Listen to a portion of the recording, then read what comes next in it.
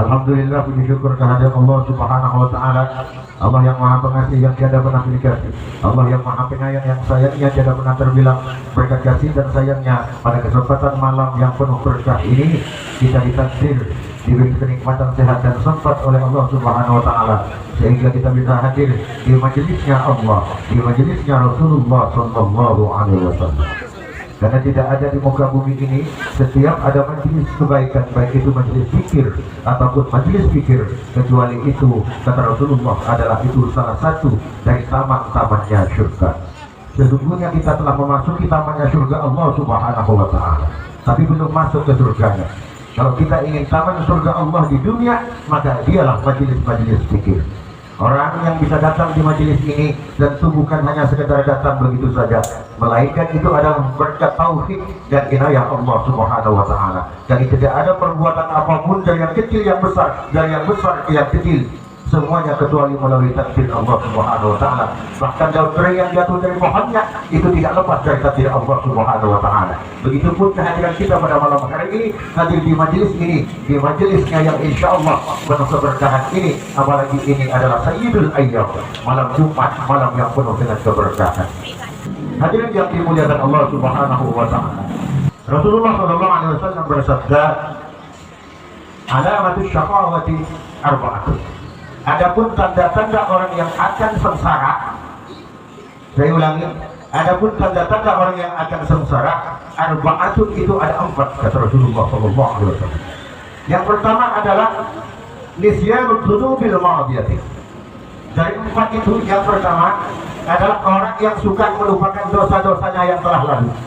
Bukankah manusia ini adalah tempat melakukan kesalahan? Tidak ada manusia manapun kecuali Rasulullah Sallallahu Alaihi Wasallam, kecuali dia akan melakukan perbuatan dosa.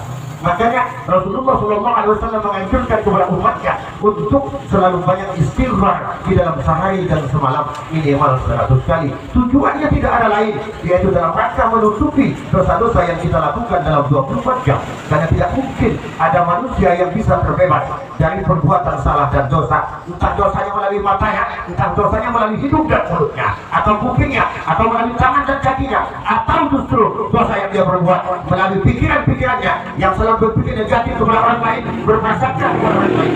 Maka cara menutupi dosa itu semua tidak ada lain adalah istighfar dan ingat kepada dosa-dosa yang telah dilakukan.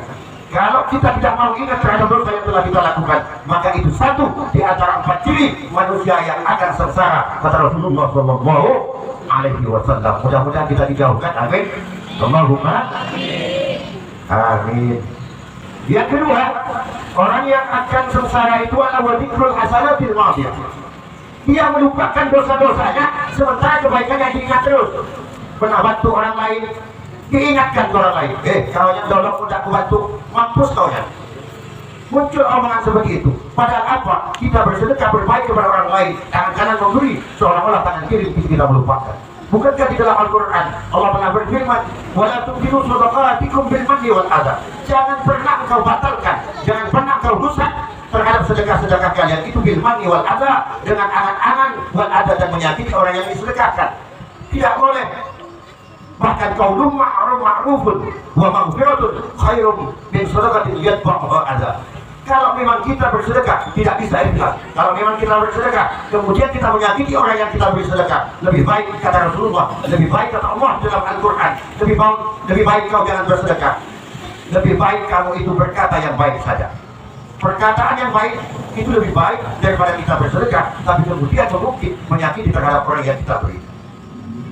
Kenapa? Karena sedekah sesungguhnya kita harus bersyukur. Kalau masih ada orang yang mau menerima sedekah kita harus bersyukur, Bapak Ibu sekalian. Kenapa harus bersyukur? Karena sedekah yang Anda berikan berapapun jumlahnya, dari sekecil apapun sampai yang paling besar seperti apapun, itu semuanya sebenarnya bukan untuk orang yang kita sedekahkan, tapi sedekah yang kita keluarkan semuanya kembali kepada kita sendiri. Itu akan dibawa kita sendiri nanti di hadapan Allah Subhanahu wa Ta'ala. Itulah yang sesungguhnya harta yang kita bawa pulang nanti ke hadapan Allah Subhanahu wa Ta'ala. Kalau hartamu yang tidak kau sedekahkan, hartamu yang tidak kau gunakan dalam pada kebaikan, rumahmu, kendaraanmu, belum tentu itu menjadi milikmu.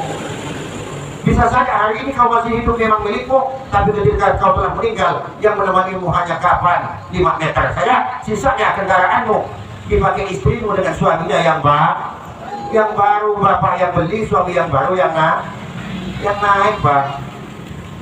Yang sesungguhnya harta kita itu adalah yang kita bawa bersedekah, kita bawa mati. Itulah harta yang bisa kita bawa pulang menghadap Allah Subhanahu wa ta'ala. Terus yang kedua, yang ketiga, wa nadharahu ila man fawqahu fid dunya wa nadharahu ila man dunahu fid din.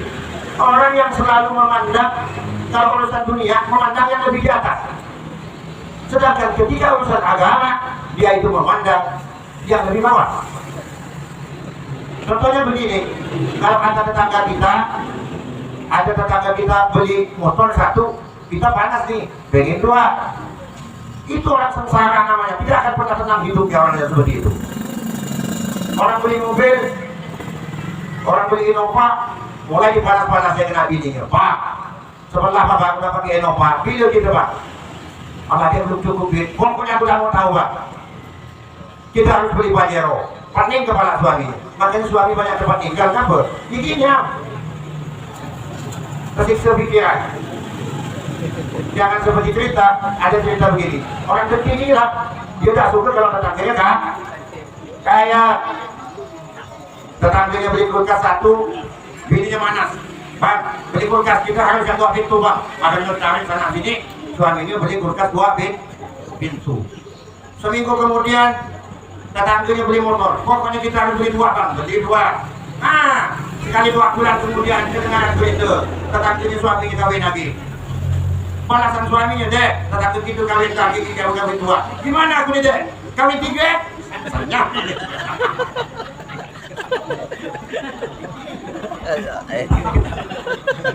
Jadi kalau urusan dunia kita jangan pernah memandang yang lebih di atas, Pak. Kenapa? Karena semua dimulai takdir Allah Subhanahu wa ta'ala. Tidak ada rezeki yang tertukar. Ketika memang itu jatahmu, siapapun yang akan menghadap rezekimu tidak akan pernah bisa. Begitupun kuat seperti apapun kau mencari rezeki itu, ketika Allah kata Allah tidak untukmu, itu tidak akan pernah datang kepadamu.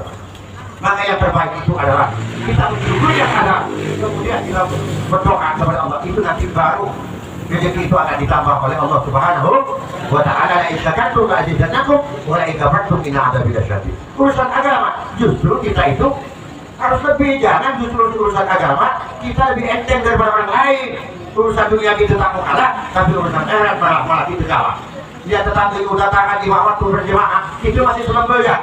Orang ada diketawakan, sampai dia merokok, isap rokok sambil kopi orang ada. Padahal itu panggilan Allah, Pak. Kalau Allah sudah memanggil kita tidak mau datang, apa rasanya? Seperti bapak panggil anak-anaknya, anaknya dipanggil terus, dipanggil sampai apa bapak engkau panggil anaknya, tak mau datang anaknya. Bapak mana sah? Sama Allah juga mana, Pak? Jadi kita sebagai orang yang beriman, mari kita melihat urusan agama, kita jangan mau kalah kepada orang lain, tapi urusan dunia kita harus banyaknya bersyukur kepada Allah Subhanahu wa ta'ala. Terus alamat orang yang bakal bahagia. Kalau yang bakal bahagia sebaliknya dari ini, Pak. Orang yang selalu ingat kepada dosa-dosa yang telah dia lakukan. Karena kalau tidak kita tobatkan di dunia, nanti di akhirat semuanya itu akan dipertanggungjawabkan.